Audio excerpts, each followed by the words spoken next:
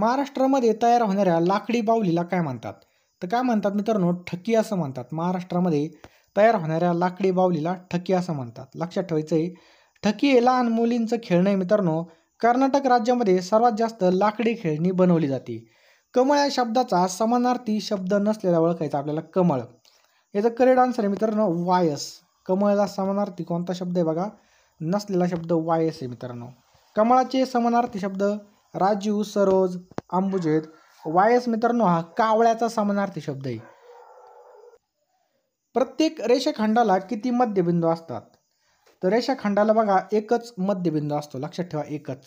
आलं लक्षात? नेक्स्ट आहे बघा, भारतामधील पहिला वेस्ट टू हायड्रोजन हा जो काही प्रकल्प आहे हा कोणत्या शहरामध्ये उभारला जाणार आहे? तर पुण्यामध्ये मित्रांनो हा उभारला जाणार आहे. लक्षात ठेवायचं आहे, पुण्यामध्ये. पुढचा प्रश्न मित्रांनो, डॉक्टर एन गोपीनाथ यांच्या नेतृत्वाखाली भारतामध्ये कोणत्या शहरामध्ये पहिली ओपन हार्ट शस्त्रक्रिया यशस्वी झाली? तर वेल्लोर. लक्षात ठेवायचं आहे बघा, वेल्लोर शहरामध्ये पहिली ओपन हार्ट शस्त्रक्रिया या ठिकाणी झालेली बघा. डॉक्टर एन गोपीनाथ यांच्या नेतृत्वाखाली पार पडलेली. पुढीलपैकी आपल्याला चुकीची जोडी कोणती ती ओळखायची आहे. त्याचं करेक्ट आन्सर आहे बघा ऑप्शन क्रमांक 3, छत्रपती शिवाजी महाराज रेल्वे टर्मिनल्स दिल्ली या ठिकाणी नाही बघा. तर मित्रांनो हे कुठे? मुंबई या ठिकाणी बघा. आणि जागतिक वारसा स्थाने मध्य रेल्वेचं या ठिकाणी मुख्यालय सुद्धा बघा. 1887 मध्ये व्हिक्टोरिया राणीच्या राज्याभिषेकाचे सुवर्ण जयंतीनिमित्त हे बांधण्यात आलं होतं. बाकी सगळे या ठिकाणी करेक्ट आहे. दोन रेषांना एका छेदिकेने छेदले असता किती कोण तयार होतात? तर या ठिकाणी बघा, ज्यावेळेस दोन रेषांना एका छेदिकेने छेदले असता किती बघा? 8 कोण तयार होतात. किती? 8 कोण. पुढचा प्रश्न आहे मित्रांनो, इसवी सन 1992 मध्ये टिंबटिंब या राज्यामध्ये मद्यपान विरोधी चळवळ सुरू करण्यात आली होती. तर आंध्र प्रदेशमध्ये मित्रांनो ही सुरू करण्यात आली होती. 1992 मध्ये आंध्र प्रदेशमधील नेल्लोर जिल्ह्यामध्ये मद्यपान विरोधी चळवळ चालू करण्यात आली होती बघा. जिल्ह्यामध्ये गरीब ग्रामीण महिलांनी दारूबंदी विरुद्ध लढाई म्हणून ही चळवळ चालू केली होती आणि लवकरच ती पूर्ण महिला चळवळीमध्ये बदलण्यात आली. भारत सेवक समाजाची स्थापना कुणी केली होती? तर गोपाळकृष्ण गोखले यांनी केली होती मित्रांनो. भारत सेवक समाजाची स्थापना 12 जून 1905 ला झाली होती बघा. पुण्यामध्ये स्थापन झालेल्या भारत सेवक समाजाचं उद्दिष्ट काय होतं? भारतामधील नागरिकांसाठी स्वयंसेवेचा मार्ग शोधणे आणि विकसित करणे.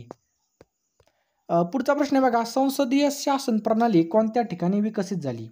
तर ही इंग्लंडमध्ये मित्रांनो विकसित झालेली आहे बघा. लक्षात ठेवायचं आहे, इंग्लंडमधील अलिखित संविधान असून सुद्धा त्या ठिकाणी बराचसा राज्यकारभार पारंपरिक आणि पिढ्यानपिढ्या चालत आलेल्या संकेताचे आधारे चालतो बघा. नेक्स्ट आहे बघा, पुढील वाक्यामधील क्रियापदाचा अर्थ ओळखायचा आहे.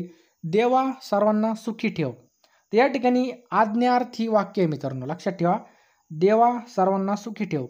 सुखी ठेवणे म्हणजे याचा आज्ञार्थी रूप आहे. या ठिकाणी प्रार्थना केलेली आहे बघा. आज्ञा, विनंती, सल्ला. पुढचा प्रश्न आहे, 19 जुलै 1969 साली देशामधील प्रमुख किती बँकांचं राष्ट्रीयकरण झालं होतं? तर 14 बँकेचं या ठिकाणी राष्ट्रीयकरण झालं होतं मित्रांनो 19 जुलै 1969 ला. हा जो काही निर्णय मित्रांनो इंदिरा गांधी पंतप्रधान असताना झालेला आहे बघा. त्या काळामध्ये भारत सार्वजनिक क्षेत्रामधील जे काही बँक आहे बघा त्यापेक्षा खाजगी बँकाच्या अर्थव्यवस्थेचा काय होता? दबदबा होता. त्याचप्रकारे 1980 साली ही 6 अनुसूचित बँकांचं राष्ट्रीयकरण सुद्धा या ठिकाणी झालेलं आहे. आपल्या देशामध्ये टिंबटिंब या तारखेपासून वस्तू व सेवा कर ही कर प्रणाली अंमलात आली. तर लक्षात ठेवा मित्रांनो, ऑप्शन क्रमांक 4 1 जुलै 2017 पासून बघा GST याला आपण म्हणतो GST म्हणजे काय? Goods and service tax. August 2016 रोजी 122 संविधान सुधारणा विधेयक संमत करण्यात आलं होतं बघा.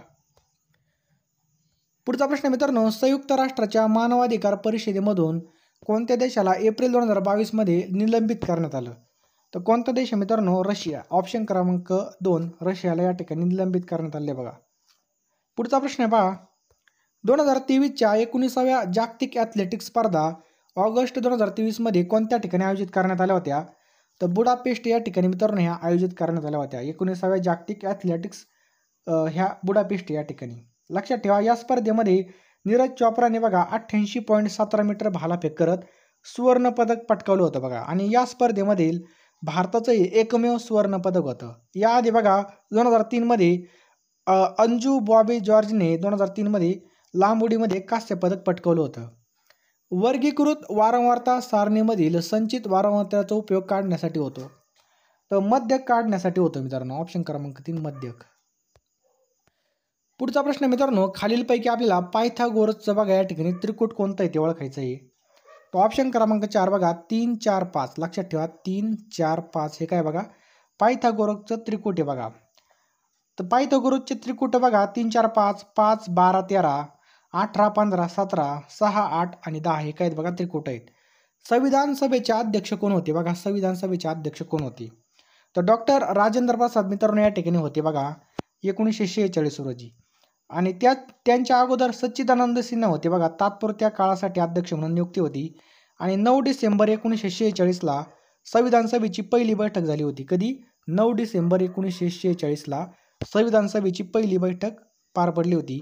आणि 13 डिसेंबर 1946ला उद्दिष्टाचा ठराव स्वीकारला गेला होता. परम 8000 बघा परम 8000 हा जो काही महासंगणक आहे हे तयार करणारे शास्त्रज्ञ कोण आहेत? तर तयार करणारे जे काही शास्त्रज्ञ आहेत मित्रांनो हे कोण आहेत? याचं करेक्ट आन्सर आहे डॉक्टर विजय भटकर. लक्षात ठेवा ही आहेत. परम 8000 परम 8000 हा महासंगणक. हा संगणक बघा सीडॅक या संस्थेने पुणे या ठिकाणी तयार केलेला आहे. आणि सध्या ऐरावत हा भारताचा सर्वात जास्त वेगवान महासंगणक आहे बघा. 2022 सालचं बघा WHO अमृत महोत्सवाची 75वी जी काही सभेची मुख्य संकल्पना काय होती? काय होती बघा? शांततेसाठी आरोग्य. लक्षात ठेवा आणि आरोग्यासाठी शांतता. भारताचे टिंबटिंब हे राज्यसभेचे पदसिद्ध सभापती असतात. तर उपराष्ट्रपती. लक्षात ठेवा मित्रांनो उपराष्ट्रपती हे करेक्ट आन्सर आहे बघा. भारताचे उपराष्ट्रपती हे राज्यसभेचे पदसिद्ध सभापती असतात बघा. आणि उपराष्ट्रपती पद ही अमेरिकन उपराष्ट्रपदावर आधारित आहे बघा. कलम 63 मध्ये या पदाचा या ठिकाणी उल्लेख करण्यात आलेला आहे बघा. डॉक्टर सर्वपल्ली राधाकृष्ण भारताचे पहिले उपराष्ट्रपती होते. लक्षात ठेवायचं आपल्याला. नेक्स्ट पहा 1 मे 1960 रोजी कोणत्या राज्याची निर्मिती झाली होती? तर आपल्या महाराष्ट्र राज्याची निर्मिती झाली होती बघा. लक्षात ठेवा. नेक्स्ट पहा रक्तानी या शब्दाची विभक्ती ओळखायची आपल्याला. रक्तानी तर या ठिकाणी नि आलेलं आहे बघा रक्तानी. तर या ठिकाणी तृतीय आपलं करेक्ट आन्सर आहे. ऑप्शन क्रमांक 1 तृतीय. भारतामधील कोणत्या उद्योगाला सनराईज क्षेत्र म्हटलं जातं? तर वाहन. मित्रांनो लक्षात ठेवा वाहन या उद्योगाला सनराईज क्षेत्र म्हणून ओळखलं जातं. इसवी सन 1453 मध्ये ऑटोम तुर्कांनी टिंबटिंब हे शहर जिंकून घेतलं. तर याचं करेक्ट आन्सर आहे बघा ऑप्शन क्रमांक 2 कॉन्स्टँटिनोपल हे शहर जिंकून घेतलं बघा. पुण्यामधील टिंबटिंब या गांधी स्मारक संग्रहालयात गांधीजीच्या इतिहासाविषयी माहिती मिळते. तर आगा खान पॅलेस याचं करेक्ट आन्सर आहे बघा. लक्षात ठेवायचं आहे आगा खान पॅलेस. अणुऊर्जा आयोगाचे पहिले अध्यक्ष म्हणून कोणाची निवड झाली होती? याचं करेक्ट आन्सर आहे बघा डॉक्टर होमी भाभा. ऑप्शन क्रमांक 1 डॉक्टर होमी भाभा. भारताचे तत्कालीन पंतप्रधान पंडित जवाहरलाल नेहरू यांना वैज्ञानिक दृष्टी रुजवून राष्ट्राची प्रगती साधायची होती. यामुळेच बघा 10 ऑगस्ट 1948ला अणुऊर्जा आयोगाची स्थापना केली. आणि अणुऊर्जा आयोगाचे पहिले अध्यक्ष म्हणून डॉक्टर होमी भाभा यांची निवड करण्यात आली होती बघा. भारतीय हरित क्रांतीचे जनक कोण होते? तर MS स्वामीनाथन मित्रांनो हे भारतीय हरित क्रांतीचे जनक होते पहा. पुढचा प्रश्न एकदम सोपा आहे. सर्वोच्च न्यायालयाच्या न्यायाधीशाची नेमणूक टिंबटिंब करतात. कोण करतात मित्रांनो या ठिकाणी? तर या ठिकाणी करेक्ट आन्सर आहे ऑप्शन क्रमांक 4 राष्ट्रपती करतात. लक्षात ठेवा सर्वोच्च न्यायालयाची स्थापना 25 जानेवारी 1950ला झालेली. 1950ला हे पण लक्षात ठेवा. स्थान कुठे? नवी दिल्ली या ठिकाणी. आणि न्यायाधीशांचा कार्यकाळ 65 वर्षापर्यंत असतो. भारतामध्ये बाल कुपोषण समस्येवर उपाययोजना करण्यासाठी विविध कार्यशाळा आयोजित करणारी आंतरराष्ट्रीय संस्था कोणती आहे? तर युनिसेफ आहे मित्रांनो. लक्षात ठेवायचं आहे युनिसेफ. ऑप्शन क्रमांक 1 भारतामध्ये बाल कुपोषणाच्या समस्यावर उपाययोजना करण्यासाठी युनिसेफ ही कार्यशाळा आयोजित करते. युनिसेफ म्हणजे काय? United nation children fund. लक्षात ठेवा याची स्थापना 11 डिसेंबर 1946ला झाली. 11 डिसेंबर 1946ला. अध्यक्ष कोण आहेत बघा? त्याचे कॅथरीन रसेल. सागरी सुरक्षा मजबूत करण्यासाठी भारताने 2022 मध्ये कोणत्या देशाला डार्नियर 228 विमान भेट दिलं? तर श्रीलंका. लक्षात ठेवायचं बघा श्रीलंका. विद्यार्थ्यांमध्ये शिस्त आणि लष्करी शिक्षणाची आवड निर्माण करण्यासाठी कशाची स्थापना करण्यात आली आहे? तर NCC मित्रांनो लक्षात ठेवा, NCCची स्थापना करण्यात आलेली आहे. पुढचा प्रश्न आहे बघा, स्थापनेची तारीख लक्षात ठेवा. 26 नोव्हेंबरला याची स्थापना करण्यात आली होती 1948ला. NCCची 26 नोव्हेंबरला लक्षात ठेवा. पुढचा प्रश्न आहे बघा, प्रश्नचिन्हाच्या जागी कोणता शब्द येईल? दूध हे लिटरमध्ये मोजतात तर मीटरमध्ये काय? कापड मोजलं जातं. एकदम सोपा प्रश्न आलता बघा, कापड. द्रव पदार्थ मोजण्यासाठी लिटर असतं, स्थायू पदार्थ मोजण्यासाठी मीटर असतं, वेळ मोजण्यासाठी तास किंवा मिनिटं, आणि वस्तू किलोग्रॅममध्ये मोजले जातात. महाराष्ट्राचे आद्य कीर्तनकार कोणाला म्हणतात? तर संत नामदेव यांना बघा मित्रांनो महाराष्ट्राचे आद्य कीर्तनकार म्हणतात. पुढचा प्रश्न आहे बघा, संधी सोडवा मनस्पटल. तर मनपटलची संधी आपल्याला ओळखायची आहे, तर मनस्पटल याचं करेक्ट आन्सर आहे बघा. ही काय बघा मित्रांनो, संधी म्हणजे काय? मराठी भाषेमध्ये तयार होण्याची जी काही क्रिया आहे त्यावेळी एक अक्षर दुसऱ्याशी जोडताना जो नियम वापरले जातात त्याला संधी म्हणतात बघा. संधीचा मूळ अर्थ काय होतो? साधने किंवा जोडणे होतं बघा. संधीचे प्रकार आहेत स्वर संधी, व्यंजन संधी आणि विसर्ग संधी. कतारमधील फिफा वर्ल्ड कप 2023च्या उद्घाटन समारंभामध्ये भारताचं प्रतिनिधित्व कुणी केलं होतं? कुणी केलं होतं मित्रांनो? याचं करेक्ट आन्सर आहे बघा, ऑप्शन क्रमांक 1 जगदीप धनखडे यांनी केलं होतं बघा. लक्षात ठेवा. आणि मित्रांनो प्रकाश एका माध्यमामधून दुसऱ्या माध्यमामध्ये जाताना बघा दिशा बदलत असतो बघा. लक्षात ठेवायचं आहे, प्रकाश एका माध्यमातून दुसऱ्या माध्यमात जाताना दिशा बदल होतो. दिशा बदल झाल्यामुळे बघा प्रकाशाचं काय होतं बघा, अपवर्तन होतं. लक्षात ठेवायचं आहे, प्रकाशाचं अपवर्तन होतं. पुढचा प्रश्न आहे बघा, प्रकाशाचं अस्तित्व ज्या सूक्ष्म कणांमुळे तयार होतं त्या कणांना काय म्हटलं जातं? अतिशय महत्त्वाचा प्रश्न आहे. प्रकाशाचं अस्तित्व ज्या सूक्ष्म कणांमुळे तयार होतं त्यांना आपण काय म्हणतो मित्रांनो? फोटॉन असे म्हणतो. ऑप्शन क्रमांक 3 फोटॉन असं म्हटलं जातं. आलं लक्षात? प्रकाशाचं अस्तित्व ज्या सूक्ष्म कणामुळे तयार होतं त्या कणांना फोटॉन म्हणतो. वनस्पती प्रकाशाच्या सानिध्यामध्ये फोटॉन या ठिकाणी बघा अन्न तयार करतात बघा. आणि प्रकाश सजीवांचे अस्तित्व टिकून आहे बघा. प्रकाशामुळेच काय बघा सजीवांचं अस्तित्व टिकून आहे. या ठिकाणी बघा इलेक्ट्रॉन आलं तर इलेक्ट्रॉन असं लिहिलं जातं बघा, ई त्याच्यावर मायनस, त्याच्यानंतर प्रोटॉन कसा लिहिला जातो मित्रांनो? तर P+ हा प्रोटॉन लिहिला जातो.